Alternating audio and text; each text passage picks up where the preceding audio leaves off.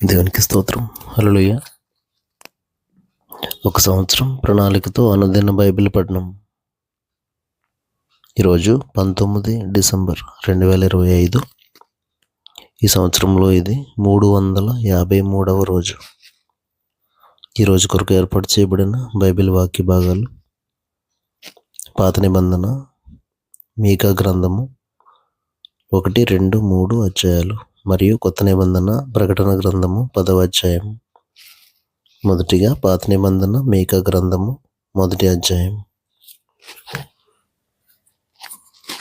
యోతాము, ఆహాజు, హిజ్కియా అను యూదారాజుల దినములలో షోమ్రోనును గూర్చియు యెరూషలేమును గూర్చియు దర్శన రీతిగా మోరోస్తీయుడైన మీకాకు ప్రత్యక్షమైన యెహోవా వాక్కు: సకల జనులారా ఆలకించుడి. భూమి నీవును నీలోనున్న సమస్తమును చెవియొగ్గి వినుడి. ప్రభువగు యెహోవా మీ మీద సాక్ష్యం పలకబోచున్నాడు. పరిశుద్ధ ఆలయంలో నుండి ప్రభువు మీ మీద సాక్ష్యం పలకబోచున్నాడు. ఇదిగో, యెహోవా తన స్థలము విడిచి బయలుదేరుచున్నాడు. ఆయన దిగి భూమి యొక్క ఉన్నత స్థలముల మీద నడవబోచున్నాడు. ఆయన నడవగా అగ్నికి మైనం కరిగినట్లు పర్వతములు కరిగిపోవును, లోయలు విడిపోవును. వాటము మీద పోసిన నీరు పారునట్లు అవి కరిగి పారును. యాకోబు సంతతి చేసిన తిరుగుబాటును బట్టియు ఇశ్రాయేలు సంతతి వారి పాపములను బట్టియు ఇదంతయు సంభవించును. యాకోబు సంతతి వారు తిరుగుబాటు చేయుటకు మూలమేది? అది షోమ్రోనే గదా. యూదా వారి ఉన్నత స్థలములు ఎక్కడివి? యెరూషలేములోనివే కావా? కాబట్టి నేను షోమ్రోనును చేనులోనున్న రాళ్ల కుప్పవలె చేసెదను. ద్రాక్ష చెట్లు నాటదగిన స్థలముగా దాన్ని ఉంచెదను. దాని పునాదులు బయలుపడినట్లు దాని కట్టుడు రాళ్లను లోయలో పారబోసెదను. దాని చెక్కుడు ప్రతిమలు పగలగొట్టబడును, దాని కానుకలు అగ్నిచేత కాల్చబడును. అది పెట్టుకున్న విగ్రహములను నేను పాడు చేతును. అది వేశ్య అయి సంపాదించుకున్న జీతము పెట్టి వాటిని కొనుక్కొనెను గనుక అవి వేశ్య అగుదాని జీతముగా మరలా ఇయ్యబడను. దీన్ని చూచి నేను కేకలు వేయుచు ప్రలాపించుచున్నాను. ఏమీ లేకుండా దిగంబరినై నక్కలు అరుచున్నట్లు అరుచుచున్నాను.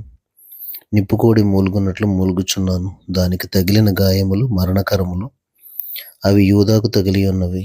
నా జనుల గుమ్మముల వరకు, యెరూషలేము వరకు అవి వచ్చి ఉన్నవి.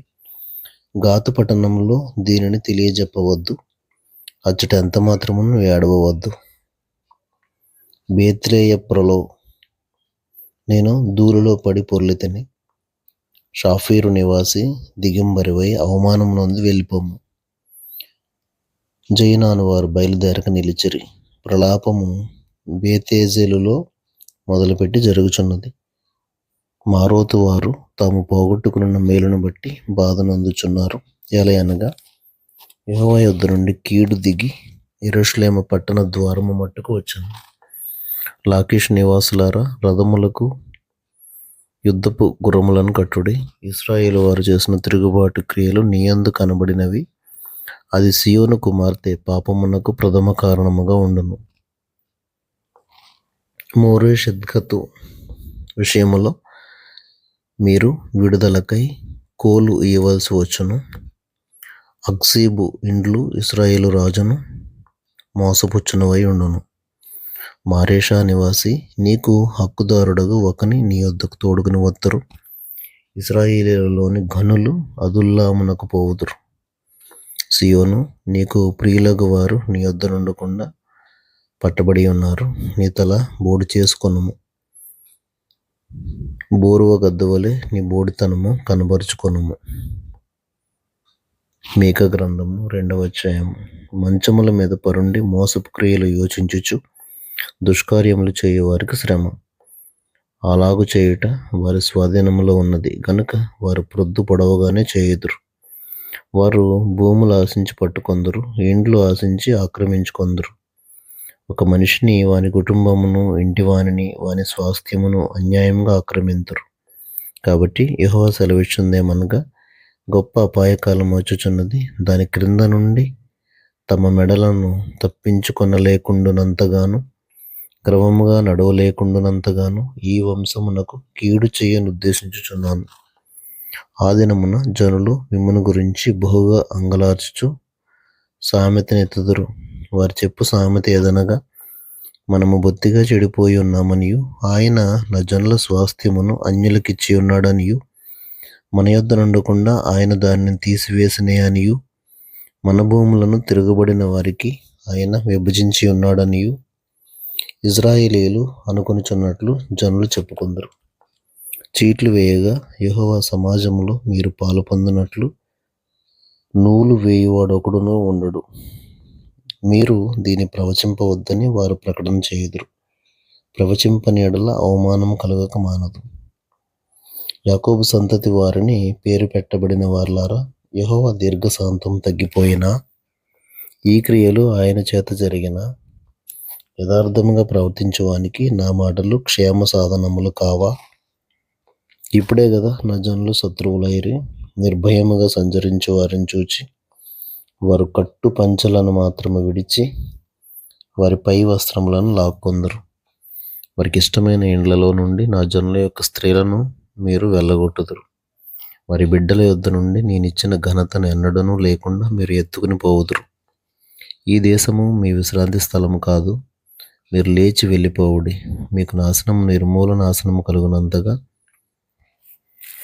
మీరు అపవిత్ర క్రియలు జరిగించితిరి. వ్యర్థమైన మాటలు పలుకుచు అబద్ధికుడై ద్రాక్షారసమును బట్టి మద్యమును బట్టి నేను మీకు ఉపన్యాసం చేయుదునని అబద్ధము చెప్పుచు ఒకడు వచ్చిన ఎడల వాడే ఈ జనులకు ప్రవక్తయగును.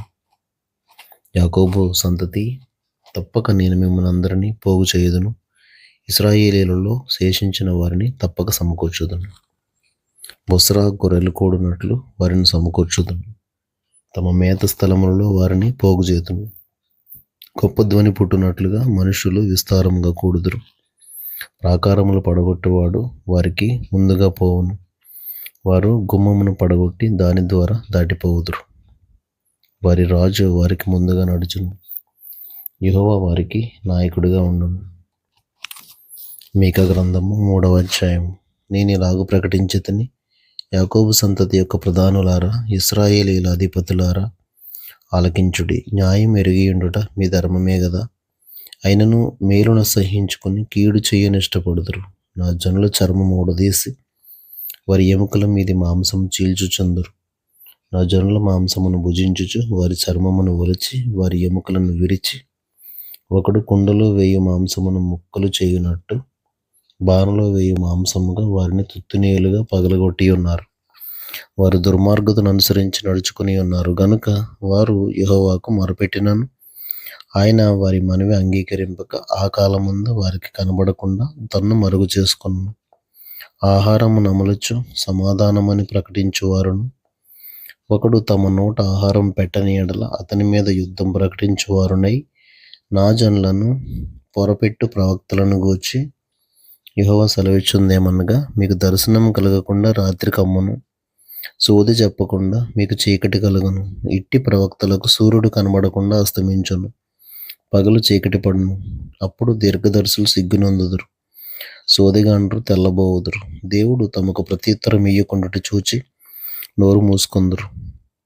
నేనైతే యాకోబు సంతతి వారికి తమ దోషమును, ఇశ్రాయేలీయులకు తమ పాపమును కనబరచుటకై యెహోవా ఆత్మావేశం చేత బలముతోనూ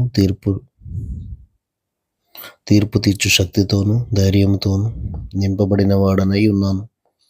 యాకోబు సంతతి వారి ప్రధానులారా, ఇశ్రాయేలీయుల అధిపతులారా, న్యాయమును తృణీకరించుచు దుర్నీతిని నీతిగా ఎంచువారులారా, ఈ మాట ఆలకించుడి.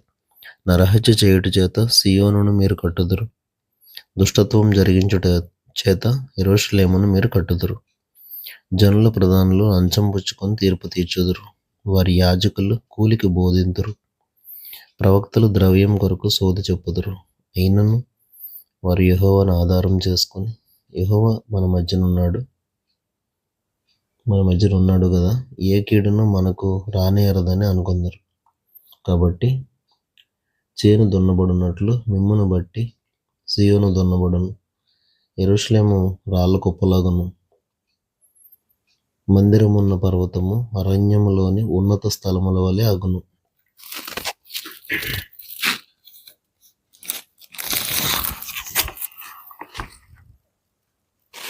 క్రొత్త నిబంధన ప్రకటన గ్రంథము 10వ అధ్యాయము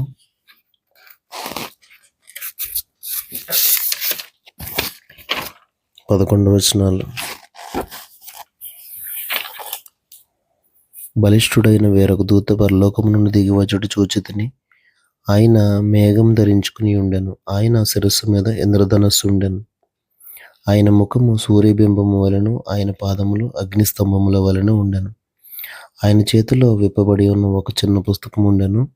ఆయన తన కుడి పాదము సముద్రము మీదను ఎడమ పాదము భూమి మీదను మోపి సింహం గర్జించినట్లు గొప్ప శబ్దంతో ఆర్భటించెను. ఆయన ఆర్భటించినప్పుడు 7 ఉరుములు వాటి వాటి శబ్దములు పలికెను.